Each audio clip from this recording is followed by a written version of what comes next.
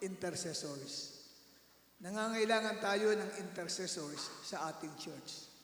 Continue ko lang yung naging topic ko previously about standing in the gap, no? Patungkol sa intercession.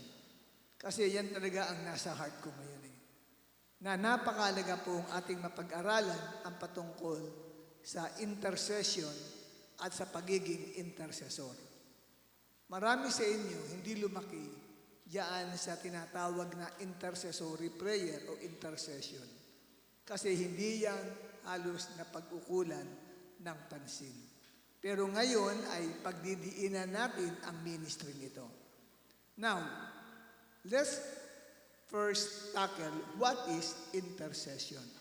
Ano ba ang intercession?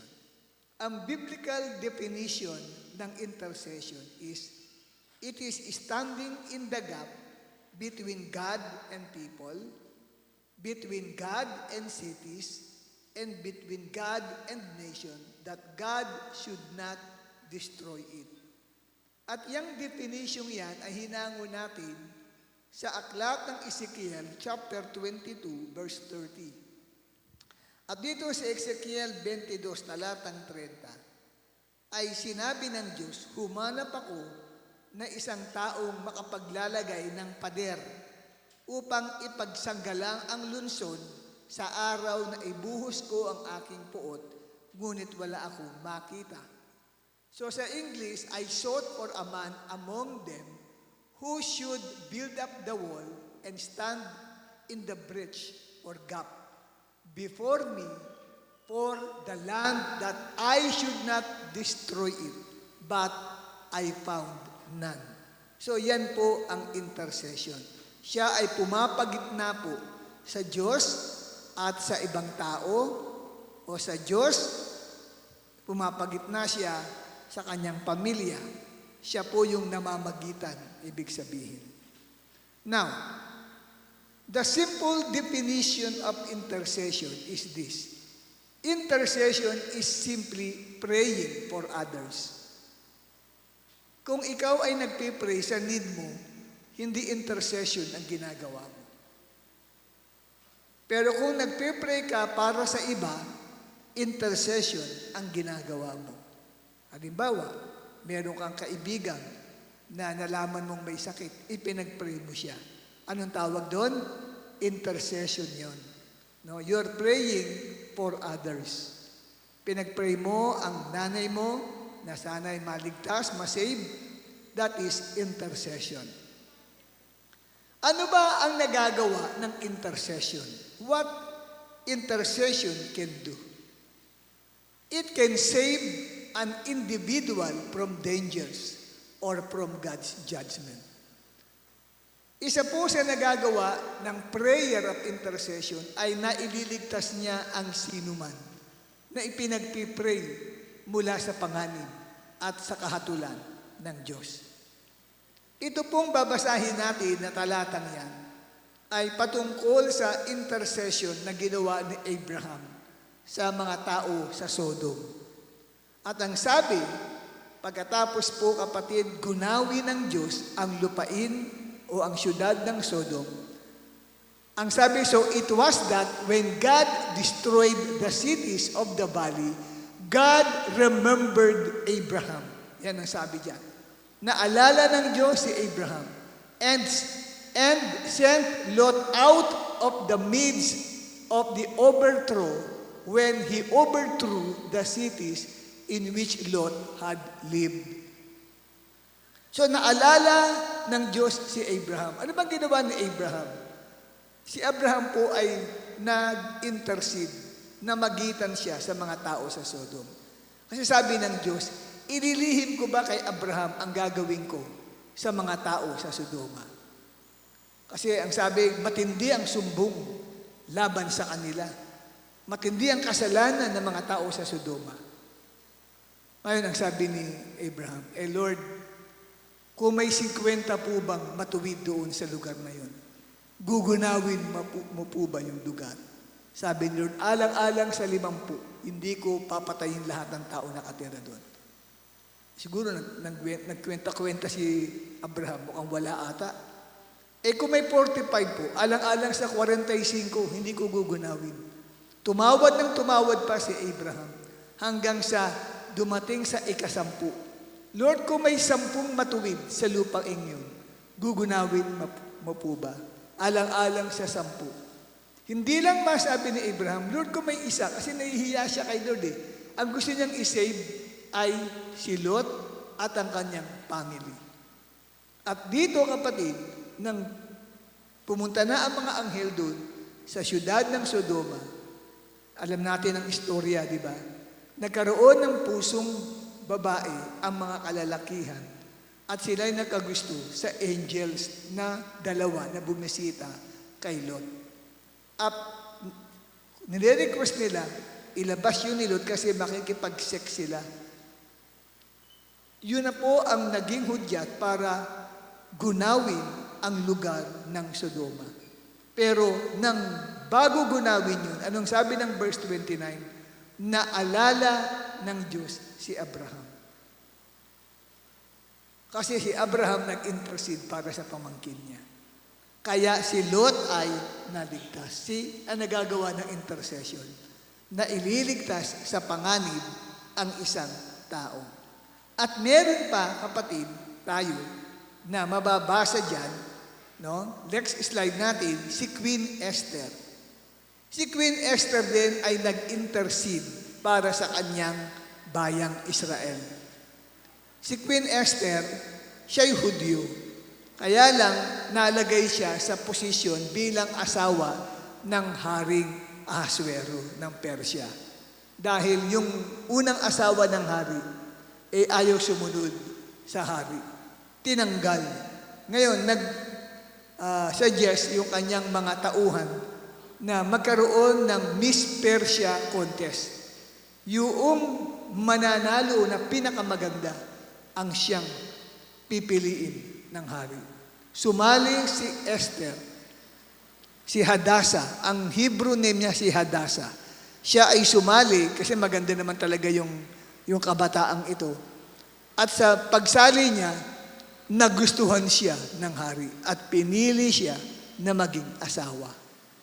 At nung siya ay asawa na ng hari, merong right hand man itong hari, ang pangalan ay si Naaman. Yung pala galit na galit sa mga Hudyo. At isa po sa mga kinaiinisan niya ay yung si Mordecai, na ito naman ay uncle niya si Mordecai, ni Hadassah o ni Esther. Ayaw gumalang daw sa kanya, sabi ni Haman. Ngayon, nang malaman niya ang nationality ay Hudyo, naku, lalo siyang nagbalak na patayin si Mordecai, pati lahat ng mga lipi o lahi ng mga Hudyo. Kaya nagkaroon sila ng tinatawag na pagbabakasakali, anong araw at anong buwan nila lulusubin at papatayin ang lahat ng Hudyo. So, nang makaabot ngayon kay Mordecai, yung plano ni Haman na papatayin lahat ng mga Hudyo, in-inform ni Mordecai si Queen Esther. Sabi ni Mordecai kay Queen Esther, akala mo makakaligtas ka porque nasa palasyo ka. Kaya ka inilagay ng Diyos sa posisyon na yan ay para sa pagkakataong ito. At ano ang sabi ni Queen Esther? Then Queen Esther told them to reply to Mordecai. Itong sabihin nyo kay Mordecai, nasagot ko. I-gather lahat ng mga Hudyo na matatagpuan sa Susa. Ito yung capital ng Persia. At magkaroon ng 3 days fasting. Hindi kakain ng 3 araw. Bakit? Kasi magpipray kay Lord. Pati siya, hindi rin siya kakain. At yung mga abay niya, yung mga assistant niya, ni Reyna Esther ay hindi rin kakain. Anong gagawin nila? Mag-i-intercede sila para sa kaligtasan ng kanyang kababayan. At nung matapos ang 3 days, kanino siya lalapit? Siyempre doon sa asawa niyang hari. Dahil ang asawa niyang hari lang ang makapipigil sa plano ni Haman na lipulin sila. Eh, ang problema, halos isang buwan na hindi pinapatawag si Queen Esther ng hari para nakalimutan. Eh merong batas doon sa kaharian ng Persia. Kahit asawa ka pa o anak, pag hindi ka pinapatawag ng hari at humarap ka sa kanya, lalo na mainit ang ulo, pwede ka mapugutan ng ulo, pwede ka mapatay. Kaya ang sabi ni Queen Esther, eh isang buwan akong hindi pinapatawag ng hari. Sige, sabi niya, haharap ako sa hari, mamatay na kung mamatay. No? At pagharap niya sa hari, another intercession ang ginawa niya para sa kanyang bayan. Humiling siya ng tulong sa hari na may nagbabalak na pumatay sa kanyang lahi. At tinanong ng hari, sino? Sabi niya, yang si Haman na yan. Nagalit ang hari. At sa halip na mapatay ang mga Hudyo, ang napatay ay yung nagbalak si Haman. Siya yung ibinitay eh. No? So, nagtagumpay dahil sa intercession. Kaya napaka-importante po ng intercession. Maraming naililigtas sa kapahamakan dahil sa intercession. Isang libro ang nabasa ko. Ito ay kinwento ni John Wesley, yung pong kinikwento ko sa inyo na ginamit ng Diyos sa revival. Naging isang missionary po siya eh. Nag-mission siya sa ibang lugar. At doon sa kanyang pag-mission, meron siyang inupahang bahay. At may mga masasamang tao pala sa lugar nang makita siya at nakitang walang kasama. Binalak noong mga tulisan na ito na siya'y pasukin sa loob ng bahay, pagnakawan at patayin. So habang lumalapit na ito mga tulisang ito, eh nagulat sila kasi nakakita sila ng 14 na bantay na nakaputi at meron pong hawak-hawak na flaming sword, yung naglalagablab na tabak sa kanilang kamay. Natakot yung mga tulisan na papasukin sana yung bahay ni John Wesley, yung misyonaryo. So, sa madaling sabi, ay hindi natuloy. Ngayon, paglipas ng maraming taon, itong si John Wesley ay bumalik doon sa church na pinanggalingan niya mula sa pagmimisyon. At nang siya'y tumayo sa pulpito, kinwento niya yung karanasan niya. Mismo yung date at yung oras na yun, nang sabi niya, iniligtas siya. Kasi ang nagkwento sa kanya na ganoon, nang malaman niya, ay yun pong isa sa mga pinuno ng tulisan na nakakilala sa Panginoon. At nagtapat sa kanya, ang sabi sa kanya, alam mo, John, noong ikaw ay nag-iisa doon sa mission house, bala ka naming pasukin, pagnakawan at patayin. Kaya lang nakakita kami ng 14 na mga hindi namin makilala kung sino mga malalaking tao nakaputi at meron silang naglalagablab na tabak sa kanilang kamay. Nakapaligid doon sa bahay na tinutuluyan niya. Hindi namin ginawa yun. Nung kinikwento ito ni John Wesley, nagkatinginan yung mga prayer intercessor nila doon sa church. Kasi meron palang 14 na intercessors doon sa church na pinanggalingan ni John Wesley. Nung time na yun, naalala ng mga intercessors, gabi yun na sila ay nagsama-sama, naghawak-hawak ng kamay at lumagay sa puso nila na ipanalangin ng missionary nila na si John Wesley. 14 din nung nakita noong pong tulisan. So, sa makatuwid pala, bawat isang intercessor, meron po tayong tinatawag na guardian angel. At kung sino yung pinagpipray natin, yung ating anghel, pumupunta doon sa lugar, sa tao kung nasaan yung pinagpipray natin para sila ay bantayan. So, yung nakitang 14 na yun, hindi lang basta angel yun. 14 na intercessors pala yun. Na kanila, kasi dumating sa kanila, iisa yung dumating sa puso nila, nanganganib ang missionary natin. Kaya naghawak-hawak sila ng kamay at nag-pray sa church. Tingnan nyo. Tapos, noong nakaroon tayo rito ng, hindi lang yan ha, ito, isa pang tunay na pangyayari din. Nagkaroon tayo ng encounter dito. May isang sister na nag-open siya na nagtrabaho siya sa isang tahanan na parang katulong. And then, may mga lumilitaw sa salamin nung bahay na yun na mga pamilya na dati palang nakatira doon sa bahay na tinutuluyan ng amo niya. Mga nangamatay na, mga nagpapanggap yun na espiritu ng mga patay, pero mga masasamang espiritu yun. Kinakausap siya. Nag-encounter dito. Pagka ganun kumakausap ka ng mga nagpapagap na espiritu ng patay, pumapasok sa iyo yung demonyo na yun sa katawan. Tama, bigla po siyang nagkakaroon po ng prayer, no? Bigla po siyang nagtatakbo. Yung cross, dati hindi pa ganyan Ano pa yan Nakatayo pa dito yan, merong hold yan. Pumunta rito, gustong sirain at wasakin yung cross. Wala pala siya sa sarili niyang katinuan. Nag-iisip pala siya, tulungan siya. Tapos nung nilapitan namin siya, tumulong yung mga kapatid na pinagpipray namin. Nagpupumigla siya. Tapos mamaya-maya ay bigla siyang nakalaya. Pagkatapos po ng encounter, nagkwento sa akin. Sabi niya, naramdaman niya na siya ay hinihila noong mga masamang espiritu na nakakausap niya doon sa tahanan ng kanyang amo. At sabi niya, humihingi siya ng tulong, tapos nakakita siya ng limang mga anghel na lumapit daw sa kanya. Samantalang 5 kami na lumapit sa kanya.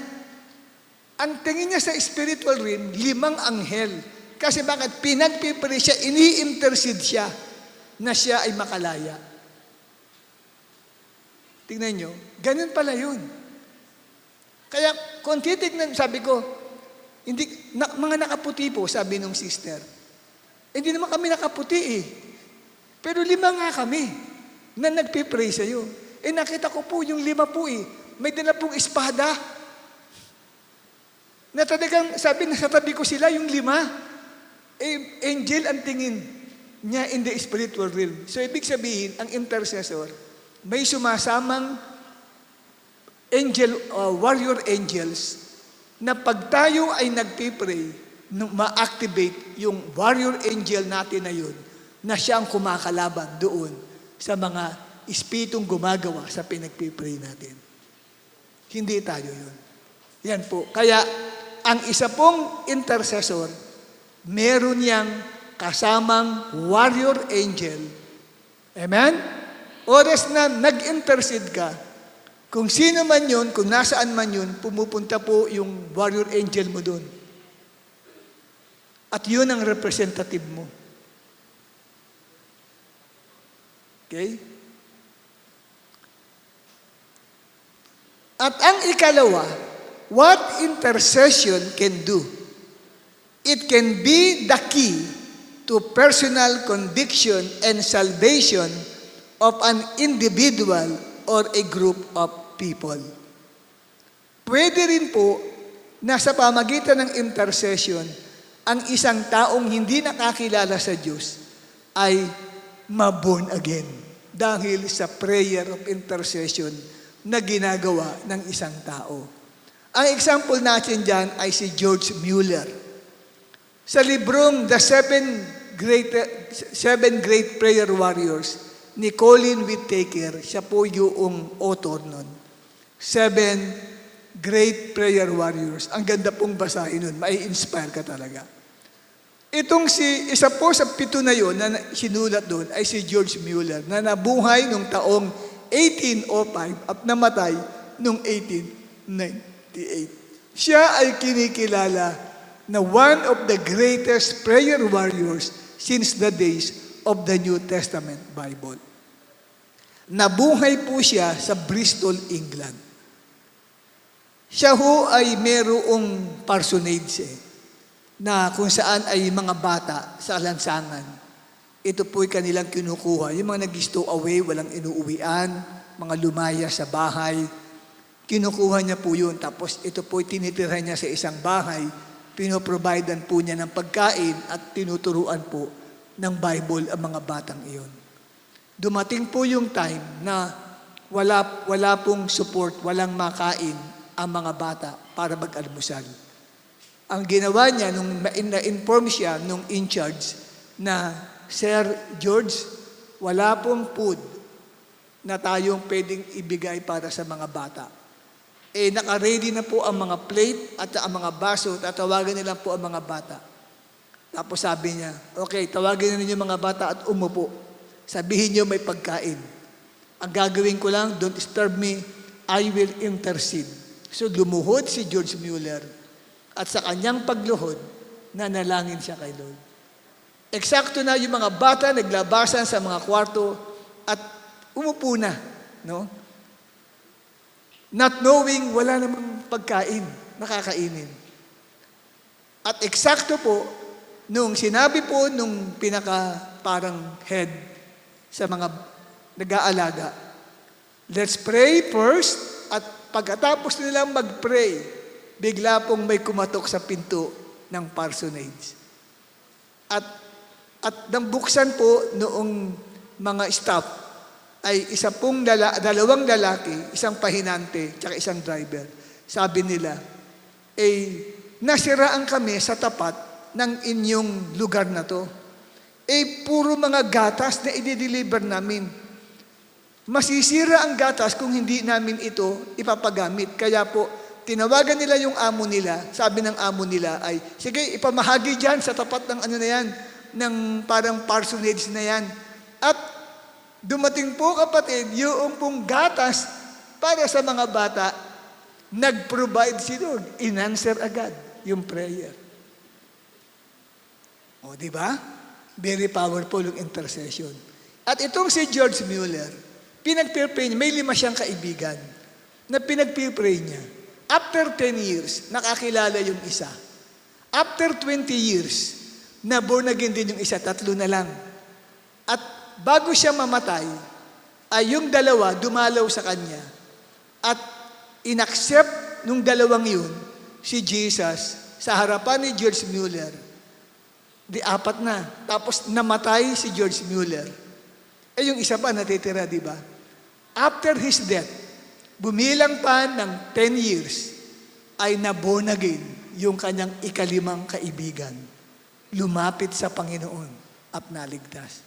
It is all because of his intercession para sa kanyang mga kaibigan. Ganyan po ka-powerful ang prayer of intercession. Kaya huwag kang titigil hanggat hindi mo na pagwawagian ang best friend mo, pray ka lang ng pray para sa kanya. Okay? Mag-intercede ka lamang. And what intercession can do, intercession can be a tool for great revival in the church and great awakening to the whole nation. Ginamit ang salitang revival in the church. Ibig sabihin, mga believers yan. Pag sinabing revival, ang revival is to come back to life. Muling mabuhay. Sabihin, may mga Christians na umaattend sa church, pero parang namamatay na yung desire nila mag-serve kay Lord. Tinatamad na dumalo ng worship kay Lord, tinatamad dumalo ng prayer meeting, tinatamad magbasa ng Bible, tinatamad mag-pray. So, kailangan revival. Mabuhay muli yung desire na yon para mag-serve kay Lord. At ikalawa naman ay yung salitang Great Awakening. Ito naman ay tumutukoy sa mga unsaved people na yung mga hindi paligtas ay maliwanagan sila na kailangan nila ng tagapagligtas, kailangan nila si Jesus. Hindi magkakaroon ng Great Awakening kung hindi muna magkakaroon ng Great Revival sa church. Kasi sino bang gagamitin? Ang church, ang mga mananampalataya. Hindi ka gagamitin para magdala ng mga tao kay Lord kung namamatay na ang spiritual mong buhay. Naghihingalo ka na. Ito na pala yung huling dalo mo sa midweek service. Hindi ka makakapaghikayat. Kailangan munang ma-revive ang spirit mo bago ka magamit sa tinatawag na Great Awakening. At dito po, ang laki ng role ng intercession. Isang libro din ang nabasa ko, Revival Fire, na sinulat ni Wesley Jewell. Ang kwento naman na ito ay nangyari sa Ireland. Merong 4 na bulag na mga matatandang babae na sila ay may burden sa church nila. Bagamat bulag silang umaatin, hindi nila nakikita ang mga kapatiran nila, pero feeling nila walang revival sa church. Kasi nararamdaman nila nanlalamig yung kanilang mga kapwa mananampalataya. Dahil walang paghumihingi ng testimony ng buhay. Siyempre, hindi sila makakita. Dapat sila makinig. Walang may gustong magpatotoo na binago ang buhay nila. Kung walang nababagong buhay, ibig sabihin, patay ang simbahan. Sabihin, pag sabihin patay, walang pagkilos ng Holy Spirit sa buhay ng mga tao. Wala eh. Humihingi ng testimony. Siyempre, bulag to mga 4 na mga ladies na to. Di ba? At least man lang siyempre narinig nila, okay, dadako tayo sa testimony. Who would want to testify about change of life? Siyempre, alam nila, no one. No one wants to testify. So, nagkaroon sila ng burden. Sabi nila, walang revival sa church nila. Tapos narinig nila, nasasangkot sa iba't ibang mga gawaing masama ang mga kapwa nila mananampalataya. Itong 4 na ito, nagsama-sama. At sila, kapatid, ay araw-araw naghahawak ng kamay, nag-i-intercede para sa church nila. Lord, sabi nila, send a revival. Nag-i-intercede sila. At hinihingi nila ng tawad ang kasalanan ng mga naririnig nilang ginagawa ng kanilang mga miyembro. At dito na po, kapatid, sa life story ng buhay ni Duncan Campbell. In answer to their prayer, mayroong isang mama naman na nagpipreach sa congregation. Hindi sa congregation nila, ibang congregation ito. Bigla po kamo habang siya nagpipreach, nakakita siya ng vision na siya ay papunta sa isang lugar na hindi niya alam. At pumasok siya sa simbahang yun. At may nag-welcome sa kanya. Sabi, kailangan ka namin. May 4 na babae siyang nakita. Ang sabi, kailangan ka namin upang ma-revive ang aming church. Pagkatapos siya mag-preach, nag-isip siya, sa kaya yung lugar na yun? Until po, na meron pong isang tao na nagsabi sa kanya, ay, Duncan, pwede ka bang dumalaw sa isang church doon? Saan? Sa ganitong lugar? Sabi niya, sige, available ako. Nung dumalang siya, sabi niya, this place is very, very familiar to me. Parang nakarating na siya, sabi niya. Parang nakita ko na to. Naalala niya yung kanyang vision nang siya'y nagpipreach. Sabi niya ganun. Ito yung lugar na ito. Tapos, mamaya-maya, may 4 na ladies na pinakilala sa kanya, mga bulag. At sabi niya, na-meet ko na kayo. Sabi niya gano'n. Where? Sabi niya gano'n. Sabi niya, sa vision, na-meet ko na kayo. Sabi nga nila, please, preach in our congregation. Kausapin kayo ng pastor namin. Sabi ng 4 na bulag. At nirequest nga, di nagkaroon po ng per service. Yung unang service, kapatid, bumaba ang Holy Spirit, iyakan lahat yung mga tao. Nagsuko ng kanilang mga bagay na ginagawa sa Panginoon, no? Lahat ng kasalanan, sigarilyo, talaga nilalagay nila sa harapan ng pulpito, yung mga may mga alak pa siguro na baon-baon dun sa kanilang mga bag, mga paraphernalia ng sugal. Nag-surrender yung mga tao, nagkaroon ng revival. Nagkaroon ng revival. Tuwan-tuwa yung 4 na ladies na yun. Sabi na, answer ang ating prayer. At pagkatapos noon, yung whole community ay lumapit sa Panginoon. Nagtatanungan nga sino nag-invite sa kanila? Sabi ng mga tao, wala kaming iniimbitahan. Pero napuno yung church nila ng napakaraming unsaved people. At hindi pa po nagpipreach si Duncan Campbell, worship pa lang ang mga unbeliever, nag-iiyakan na, tinatanggap na si Jesus bilang Panginoon na tagapagligtas na kanilang buhay. Dan po sa nabasa kong na yan, hindi sila na-save sa preaching ni Duncan Campbell, na-save sila sa worship. Sa pagsamba kay Lord, yung mga lyrics, yun na yung gumuguhit sa puso nila, parang preaching, nag-iiyakan na sila, may sumisigaw, Lord, forgive me! Tinatanggap na kita! Wala pang preaching, kumbikta na sila. At hanggang po kapatid, nag-explode ng revival sa Ireland. At ang tawag diyan ay Ireland Revival. Yung Ireland Revival, yun po yun ang pinagmulan. Pinagmulan ng 4 na intercessor na mga bulag na mga kababaihan.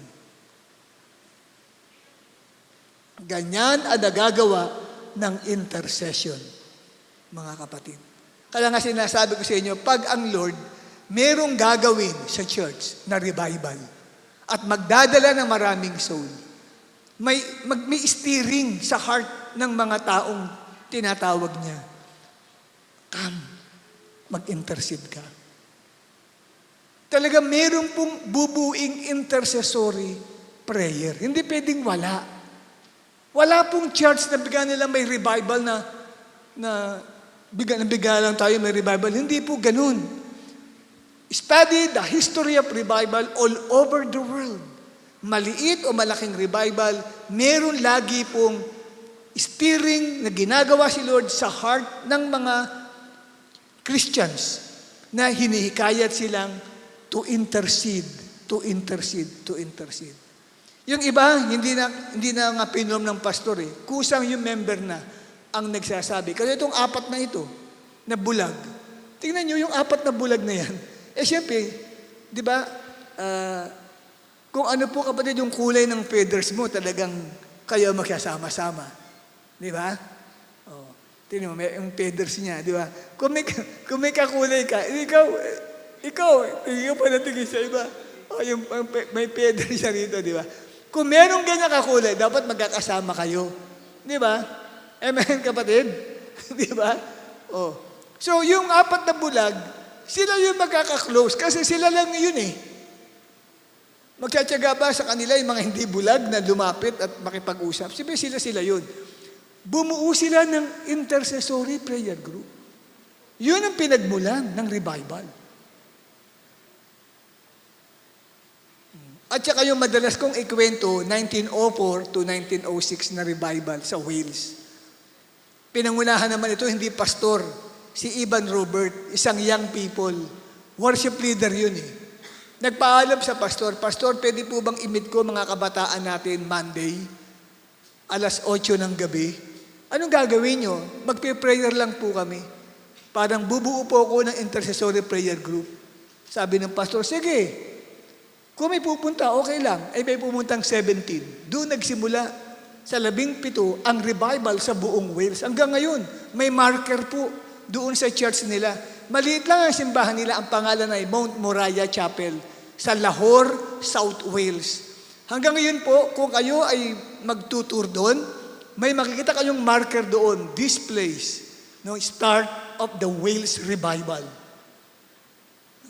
Nagsimula saan? Sa intercessory prayer ng mga kabataan.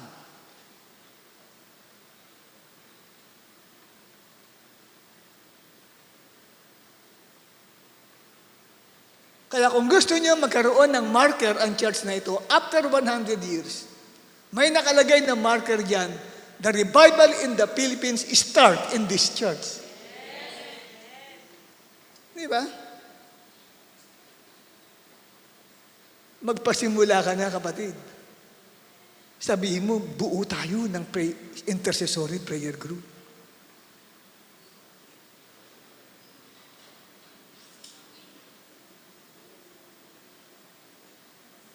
Now, pinag-uusapan natin ang patungkol sa intercession. What kind of intercessions we need today?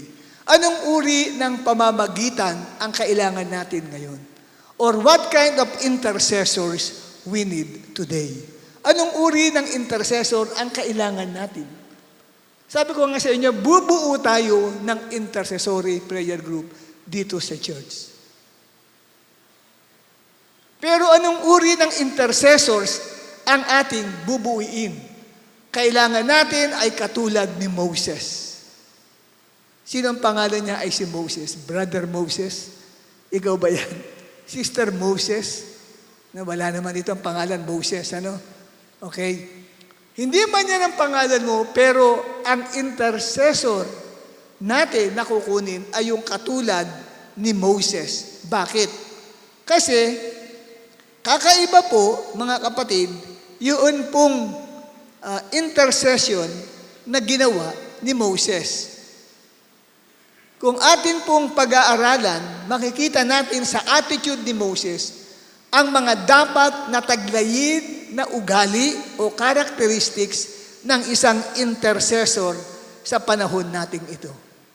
If we want, kapatid, na ang church natin ito ay maging isang, ang tawag dito, katulad ng mga ginagawa pagka part siya ng history, yung sa Philippine Historical Commission, di ba, no? Di ba? Nagdideklara sila na ito ay isang heritage. Di ba, no? Oo. Na parang paggunita for 100 years ng paggunita ng napakalaking revival na nangyari sa Pilipinas.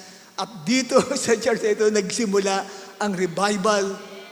Tapos nakasulat lahat ng mga pangalan ng mga tao na naging part ng revival na yun. Di ba, kapatid? Ganyan po. Ngayon, kailangan taglayin natin yung uri ng intercessor na ito, na si Moses. Ito dapat, mga requirements po ito na kailangan natin. Okay? Kaya mamaya, kung magsasubmit ka ng pangalan mo, pag-pray mo, na itong 7 yan 7 characteristics of an intercessor that we need today. Number 1, ito ay characteristic ni Moses. Number 1, how Moses intercedes. Moses intercedes with no personal or selfish motive. Kung mag-join ka sa intercessory prayer group, wala kang ibang personal na layunin. Ano yun? Gusto kong sumikat? Gusto mong sumikat? Huwag kang pumasok sa intercession, mag-artista ka. Amen. Mag-apply ka, kapatid. Parang patay na si Herman Moreno No? Mag-apply ka kay Boy Abunda. Baka sakali makuha ka. Okay? Dapat ay walang anumang personal or selfish motive. Tignan ninyo yung ginawa sa intercession ni Moses. Kasi noong umakyat si Moses sa bundok, sinabi sa kanya ng Diyos, nagpakasama ang aking bayang Israel. Sumamba sila sa guyang ginto, sabi ng Diyos sa kanila. Kaya silang lahat ay papatayin ko, sabi ng Diyos kay Moses. Ano ang sinabi ni Moses sa Diyos? Anong sinabi ng Diyos kay Moses? Kung gusto mo, sabi ng Diyos, lilipulin ko silang lahat at sa iyo ko pagmumulan ang isang malaking bansa. Wow! Sa iyo na lang magmumula ang isang bansang pinili ko, sabi kay Moses. At anong sagot ni Moses sa verse 11? Nagsumamo si Moses kay Yahweh. Huwag po, sabi niya. Kung halimbawa, nag-i-intercede tayo, ipinahayag sa iyo ng Lord na marami sa mga primary leaders ay hindi sumusunod sa Kanya. At sinabi sa iyo, narinig mo ang tinig, tatanggalin kong silang lahat sa primary leader. Ikaw lang ang nag-iisang gagawin kong primary leader ng buong Radiance. Sa iyo magmumula ang libo-libo. Anong sagot mo? Yes, Lord, patayin mo na nga sila lahat. Diba sasabihin mo? Yes, Lord. Tanggalin mo nga sila, ako lang. Hindi ba? Pwede yun. Pero hindi ganun ang sinabi ni Moses Di ba? Sabi ni Moses, wag po. Di ba sabi, papatayin ko silang lahat at sa iyo magmumula ang isang malaking bansa, Moses. Sa iyo ko pasisimulan ang isang chosen nation. Hindi na sa kanila, sumuway sila sa akin. Pumayag ba si Moses? Sinabi ba ni Moses, yes, Lord, I am ready. Come on.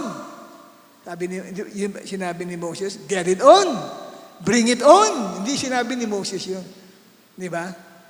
Kaya, pwedeng tinetest lang si Moses ng Diyos Pero dito, talagang garantisado kay Moses, wala siyang hangad para sa kanyang sarili.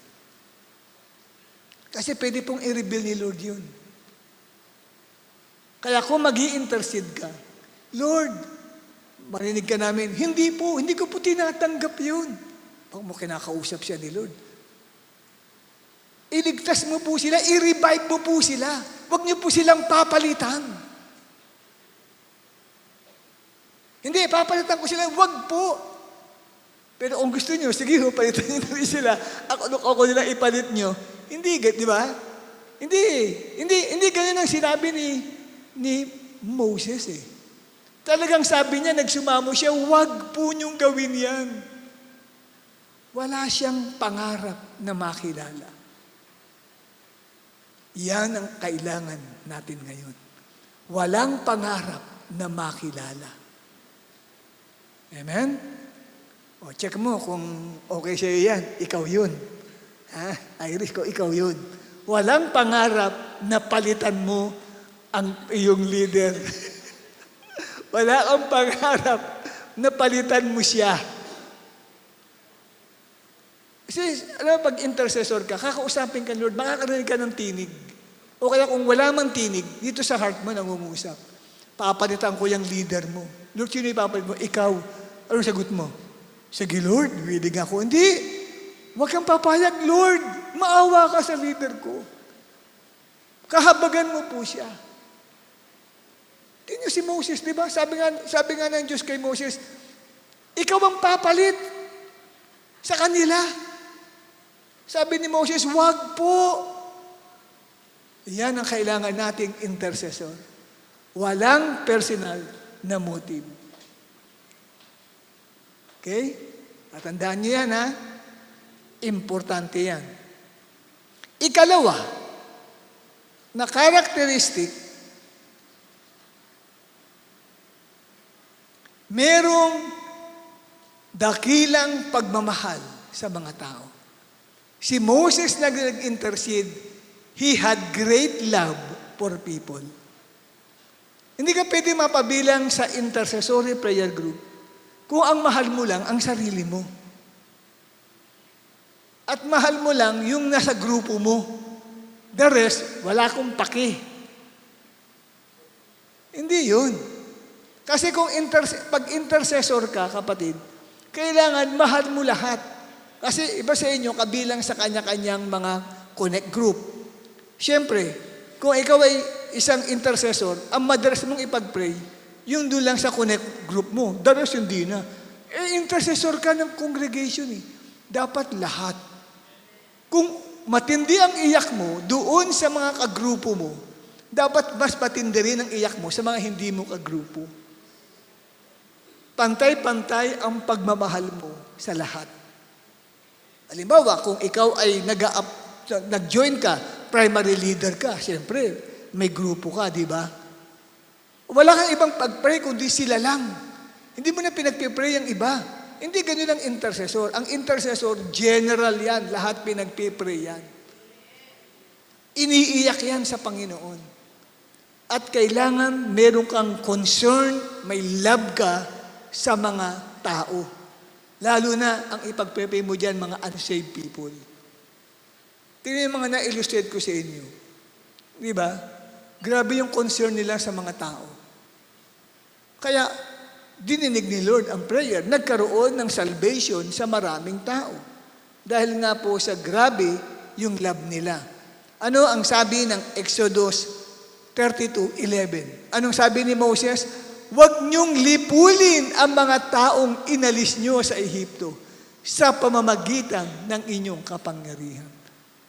Namamagitan siya.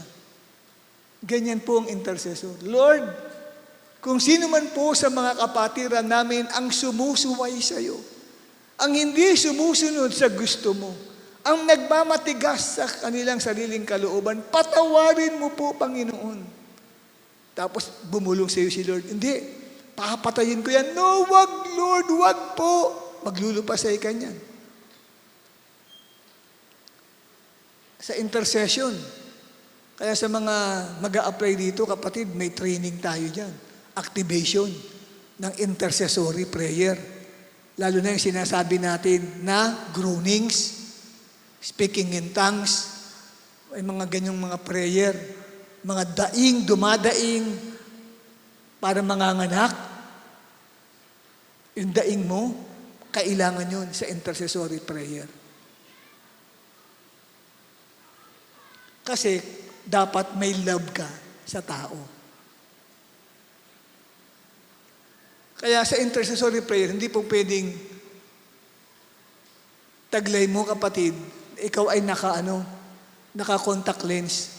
Kasi pagka bumuhos ang luha dyan sa iyong mata, hindi ka na makakita. At dahil po sa nakusot mo, kapatid, ang iyong mata, naku, duguan yan. At saka hindi po pwedeng may bago kang pilik mata pagka may intercession. Huwag mong susuotin yun, yung bagong bili mong pilik mata. Tanggalin mo lahat muna yan. Kasi sa tunay na intercession, ngangal-ngal tayo. Talagang grabe iyakan dyan. Alang-alang doon sa salvation ng tao. Alang-alang doon sa mga kapatiran na kung saan ay napakatigas ng puso sa Panginoon. Hinihingi natin ang kahabagan ng Diyos.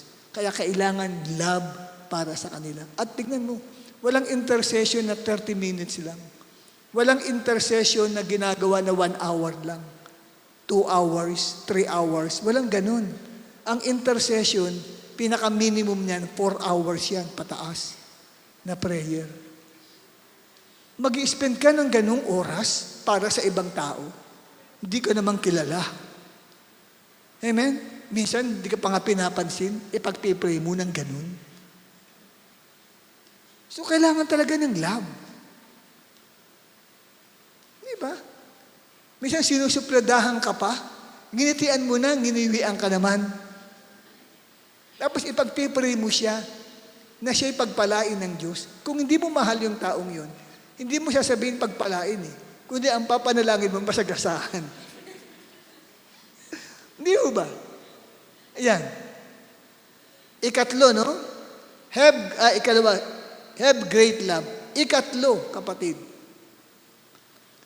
Sa intercession ni Moses, ang layunin niya ay proteksyonan ang reputasyon ng Diyos. Ayaw nating masira ang pangalan ng Panginoon. Katulad nito, di ba? Sabi ng Diyos sa kanya, lilipulin ko sila, Moses. Ano ang sabi ni Moses kay Lord? Lord, kapag nilipol mo sila, masasabi ng mga Ehipsyo na ang mga Israelita ay inalis nyo sa Ehipto upang lipulin ninyo sa kabundukan. Kaya pala, tutuyain Kaya pala, inalis ng Diyos nyo, yung mga taong yan, lilipuli lang pala kayo doon sa kabundukan. Lord, masisira ang pangalan mo. Ayaw kong may mga taong tumuya sa iyo. Amen? Kaya pag po inayaan yung mapahamak ang kapatid kong yan, baka po masabi ng kanya mga mahal sa buhay, pinabayaan siya ng Diyos. Marami magsasabi ng masama laban sa iyo at marami magtatampo, Lord. Huwag niyo pong gawin ang mga bagay na yan. Ganyan po ang tamang intercession. Hindi po memorize ang prayer. Expression ko ano laman ng puso. Lord, marami magagalit sa inyo. Baka ayaw na nilang sumampalataya sa iyo. Pag nangyari po, na ituloy ninyo yung inyong galit at puot dito sa mga grupo ng mga kapatiran namin ito na sumusuway sa iyo. Bigyan mo sila ng chance, mahabag po kayo sa kanila. Huwag yun na pong ituloy ang masama niyong balak laban sa kanila. Yan ang ginawa ni Moses. After siya sa reputasyon ng Diyos. Importante po yan. Kaya dapat, yun ang iyong babantayan. Yung ang tao may masasabing masama laban sa Diyos.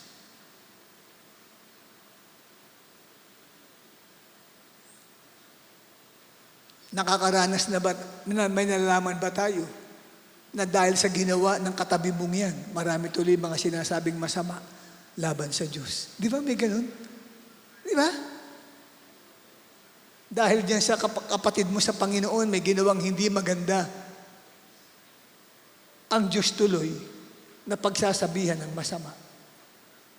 Di ba? May mga ganun.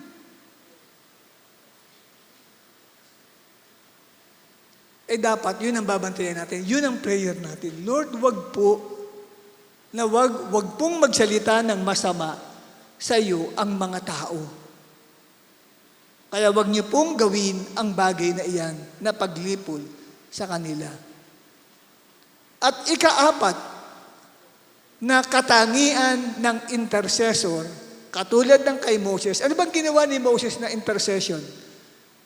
Ang tunay na intercessor, kailangan well-versed ka sa Bible. Hindi pwedeng wala kang alam sa Bible. Kasi, ang pakikipag-usap kay Lord, ano yan eh? Ipapaalala mo kay Lord yung mga sinabi niya. Pag pinaalala mo kay Lord yun, Lord, di ba sinabi ninyo to? Si Lord, di niya pwedeng ikontra yung kanyang sinabi. Hindi niya pwedeng banggain at baliin yung sinabi niya. Kaya tignan ninyo, kapatid, no? Sa Exodus 32, verse 13, ano ang sabi? Alalahanin ninyo ang mga lingkod ninyong sina Abraham. Ayan, tuloy-tuloy yun ang pag-uusap. Isaac at Jacob. Ipinangako nyo sa kanila na ang lahi nila'y pararamihing tulad ng mga bituin sa langit. At magiging kanila habang panahon ang lupang ipinangako ninyo. So pinapaalala kay Lord, Lord, kung lilipulin nyo yan, alalahanin ninyo yung mga lingkod nyo, sina Abraham. Di ba nangako po kayo sa kanila? Kaya nga po, kailangan marami kang alam na verses sa Bible na pinapaalala mo kay Lord ang mga promises niya. Lord, sinabi po ninyo sa inyong salita, kung kami magtitiwala sa iyo, ay pakikinggan mo ang aming panalangin. Sinabi ni Lord yun. Hindi yung wala kang masabing verse sa Bible. Dahil ibang book ang iyong maraming binabasa. Sa halip na Bible book, Facebook. Doon ka nakababad sa Facebook, hindi sa book of the Bible. Kaya dapat marami kang alam na ginagamit bilang references mo sa kanila. Kaya ang prayer ng intercessor ay gumagamit ng pangako ng Diyos para ipaalaala ang sinabi nito because God cannot contradict what He says. Okay? Yan po. Ganun din ang sinabi ni Lord sa Numbers chapter 14. Inulit lang din yan 17 to 19. Iba lang ang senaryo. Sa Exodus chapter 32, nagalit si Lord, lilipulin niya ang mga Israelites dahil sumamba sila sa ribultong ginto. Ito naman sa Numbers 14, yung mga Israelites naman ayaw na magpatuloy na maglakbay dahil nalaman nila sa 10 espiya na ang mga nakatira doon sa lupang pangako ay mga higante. At sila ay mga tipaklong lang. Yung grasshopper mentality. Tayo'y tipaklong lang ang isipan nila. At sila'y higante. So ayaw na nila magpatuloy. Nagalit si Lord sa kanila. Hinahamak niyo ako. Parang hindi ko kayo kayang dalhin doon sa lupang pangakong yun. Nakita natin dito sa Book of Numbers na kung saan ay pinaalaala ni Moises yung sinabi ng Diyos na kayo po'y hindi madaling magalit. Kaya pag nabasa ho ninyo yan, kapatid, no, na sinabi po mismo ni Moses sa Lord na, Lord, sabi po ninyo, di ba, hindi kayo madaling magalit, mahabagin po kayo at handa kayong magpatawad. Ibinabalik kay Lord Kaya si Lord, ganun ba? Oo nga, ako nga ay hindi madaling magalit. Get na galit si Lord. Di siyempre, napapaalala si Lord. Sinabi ko nga yun. Di uurong ni Lord yung galit niya. Ganun po Pero sa tao, pag sinabi mo yan, lalo magagalit yun. Di ba sabi mo mapagpigil ka? Hindi! Wala mo nila sabing gano'n. Iba yung tao. Iba ang Diyos. Ang Diyos kasi, pag nagsabi, hindi niya pwedeng baliin yun. Papangatawanan niya yun. No? Ganon ang isang intercessor. Ayan, no? Sige nga. Verse 17. Kaya nga, anong sabi ni Moses, isinasamo kong minsan pa ninyong ipakita ang inyong kapangyarihan tulad ng sinabi nyo noong una. So may binanggit na si Lord. Ano sinabi? Si Yahweh ay hindi madaling magalit, mahabagin at handang magpatawad. Subalit hindi niya pinagwawalang bahala ang kasamaan, sapagkat ang kasalanan ng mga magulang ay kanyang sisingilin hanggang sa 3 at 4 na saling lahi. Isinasamo ko nga, Yahweh, patawarin na ninyo ang mga taong ito at patnubayan sila tulad ng inyong ginagawa mula nang sila'y ilabas nyo sa Ehipto, sapagat kayo ay Diyos ng pag-ibig at handang magpatawad sa mga nagkasala. O, pansinin ninyo, mga minamahal. Pinapaalalahanan si Lord. Yung sinabi ninyo, Lord, sinabi nyo. Ganyan ang isang intercessor.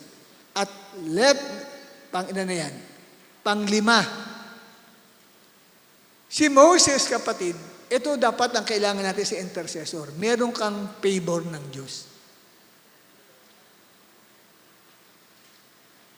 Dapat ay nalulugod si Lord sa iyo. Hindi galit sa iyo si Lord.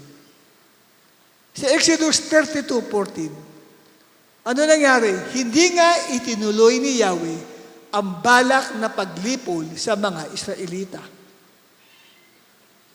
Numbers 14:20, sinabi ni Yahweh, dahil sa panalangin mo, pinatawad ko na sila. Dahil sa iyo, patatawarin ng Diyos yung mga ini-intercede natin. Kasi, may favor ka kay Lord. Pero kung galit sa iyo si Lord na nag-i-intercede, hindi ko patatawarin yan. Sino ka ba na nag-i-intercede? Galit din ako sa iyo. Kaya dapat, alam mo, mabait na mabait si Lord sa iyo. Lahat ang hingin mo, binibigay ni Lord. Kaya, kung alam mo, kapatid, may favor ka kay Lord, mag-apply ka. Pero kung alam mong galit na galit si Lord sa iyo, huwag kang mag-a-apply.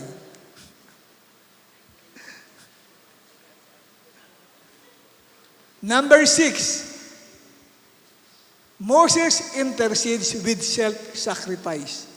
Ito ang kailangan sa isang intercessor na kailangan natin sa grupo natin. Meron siyang self-sacrifice. Tingnan nyo, Exodus 32:32. Di ba nahingi niya ng tawad ang mga Israelites? Doon nasa bundok siya. Nang bumaba siya ngayon, nabigla siya. Sinabi sa kanya ng Diyos Iba kasi yung sinabi lang, iba yung nakita na niya. Ng face to face kung ano nangyari. Kasi sinabi sa kanya, di ba? Ang bayan ko ay sumasamba sa ribultong ginto. So, nagbakaawa siya, Lord, wag niyo pong lipulin. Nung bumaba na siya ngayon, nabigla siya, sumasamba nga ang bayang Israel sa ribultong ginto. Nagalit ngayon si Moses. Nagmakaawa siya sa Panginoong Diyos. At ano ang hiniling niya, kapatid? Ang hilingin niya, kung hindi niyo po patatawarin ang mga taong ito, burahin na lang po ninyo ang pangalan ko sa aklat ng buhay. Kaya mo yan? Lord, kung hindi niyo patatawarin itong mga pinagpepre kong ito, ako na lang po ang tanggalin niyo, huwag na ako papasukin sa langit. Kaya niya yun? Hindi simple yun. Sabihin, willing ka mag-self-sacrifice. Ganun ang intercessor Grabe yung Moses Kung hindi niyo, Lord, patatawarin sila, ako na lang itakwil niyo. Parang ganun. Kaya mo yun? Sabihin kay Lord. Sino ba yung mga ipinagpe-pray mo? Ito yung mga taong hindi ka naman kilala. Ito yung mga taong pag nagkita kayo, hindi ka malang ngitian. Hindi ka malang kamayan. Pero pinagpe-pray mo sila na sila'y mapatawad ni Lord. At sasabihin mo, Lord, pag hindi mo sila mapatawad, ako na lang itakwil mo. Anong tawag doon? Self-sacrifice. Willing kang mag-sacrifice. Yan ang kailangan natin sa intercessor. Yan ang powerful intercession. Ngayon, kung mahal na mahal mo ang sarili mo kaysa sa tao, di wag ka na mag-apply. Pero kung mahal mo ang mga tao kaysa sa sarili mo, mag-apply ka.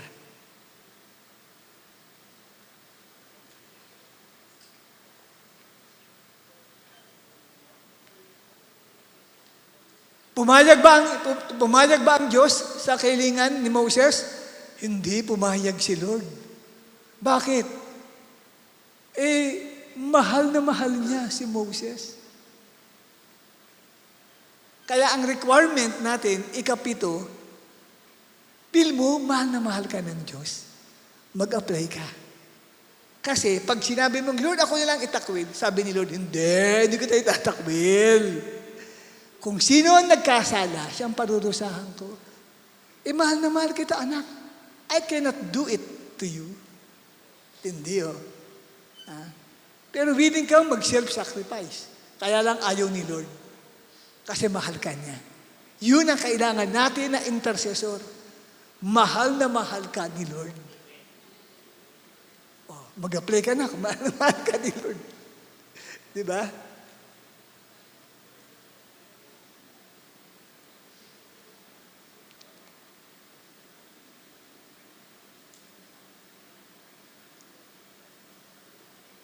Anong sabi ni Lord? Kung sino nagkasala sa akin, ang siya kong buburahin sa aking aklat. At sabi sa pagdating ng verse 34, ngayon nga, pangunahan mo sila. Para walang anuman nangyari. Sige, pangunahan mo sila sa lugar na sinabi ko sa iyo. At papatnubayan kayo ng aking anghel. Parang wala nang usap-usapan pa. Sige na, okay na, lumakad na kayo. Ibang klase, no, si Lord. Ha? Di ba? Huwag mo naintindihin yun. Don't worry, mahal kita, sabi ng Panginoon. Yan ang intercessor. Di ba? Alam niya, pag nag-intercede siya, hindi kayang ihampas ni Lord doon sa mga taong ini-intercede mo ang kanyang pamalo kasi tatamaan ka. Iuurong niya yun. Kasi mahal na mahal ka ni Lord. Ba't ka mahal na mahal ni Lord? Kasi nakita sa iyo, masyado kang masunurin sa Panginoon. Nakita sa iyo, grabe ka pag nag-pray.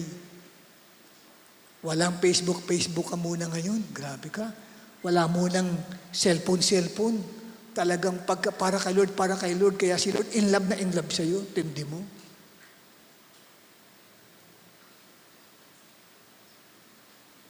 Hindi ka cellphone addict sa harapan niya.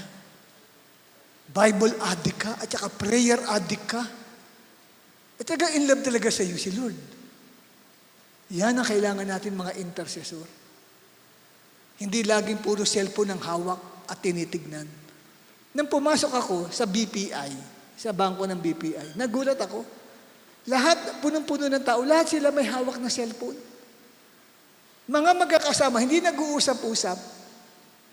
Saan nag-uusap? Sa cellphone. Magkakatabi nga lang. Pero nalaman ko sila mga nag-uusap. Hindi nag-uusap. Ano ba, kayong apat, mga magkakasama, hindi kayo nag-uusap, sa cellphone kayo nag-uusap.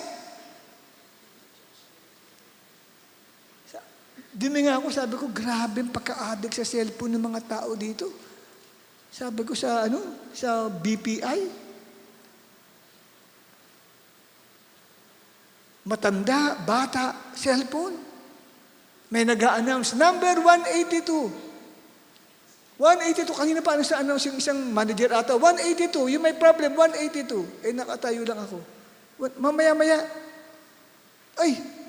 tumayo yung isang babae, kanya pala yun, kasi puro cellphone hawak niya Bingi na siya sa ina-announce.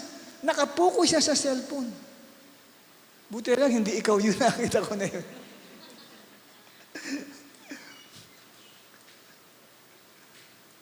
Grabe, pag na-inlove sa iyo si Lord,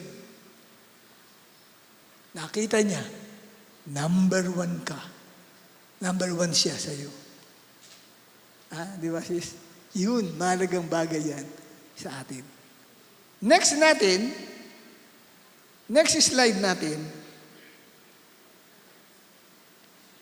Nasaan na yung next slide? Sige, baba natin yan. Yan. Pakita natin, yan. Ano ang 7 characteristic na kailangan natin ng intercessor? Number 1? Ba't parang hina ng boses? Lakasin naman natin. Number 1, 2, 3. Yan. Number 2, yan ang kailangan natin, mga intercessor. Mahal na mahal nyo ang mga hindi ligtas at ligtas. Number 3. Open and close parenthesis. Ayaw niyang may masasabi na masama sa Diyos. Ika-4. Ika-5. Ibig sabihin, malakas kay Lord. Hindi matanggihan ang request. Pag nag-request ka, hindi makatanggi si Lord, ibinibigay sa iyo. Yun ang kailangan nating intercessor. Tiyak maraming prayer request iaabot sa iyo. Di ka magtaka kung bakit punong-puno ng prayer request kasi lahat ang inaabot sa iyo, puro answered prayer. Siyempre nga naman, kanino ka ba pupunta? Doon sa percentage na mataas ang percentage na sasagutin. Alam nga naman ito, halimbawa, dito, hindi wala katanggap ng answered prayer. Dito, marami ito. Di ba? Alam mo agad, natugunan agad.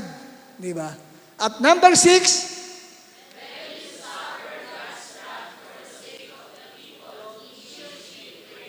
yes, ready to suffer God's wrath. At number 7, yan ang 7 na karakteristik ni Moses na hinilimbawa natin bilang isang intercessor. At next slide, yan. Basahin natin. 1, 2, 3. You may send your name in a piece of paper and give them to Perdibaga. Hindi sa'yo. And give them to Perdibaga. You have until Sunday to submit your names. Please pray for it intently because we're not playing games here. It is a serious business. There will be a revival that will take place in our church and a great awakening in our beloved nation. Therefore, there should be intercessors who will prepare the way of its coming. Yan. Yan ang message ko. Ilagay ko pang sabihin, ako na nagsasalita na yan para sa inyo lahat. Okay?